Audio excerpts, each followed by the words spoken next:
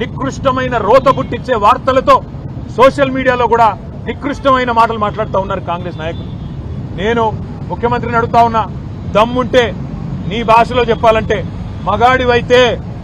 మగాడివైతే ఊళ్ళల్లోకి రా, సెక్యూరిటీ లేకుండా రా, పోలీస్ బలగాలను అడ్డం పెట్టుకొని కాదు, బ్యాంక్ అధికారులను అడ్డం పెట్టుకొని కాదు, వ్యవసాయ అధికారులను అడ్డం పెట్టుకొని కాదు, మేము కూడా వస్తాం, నువ్వు కూడా రా.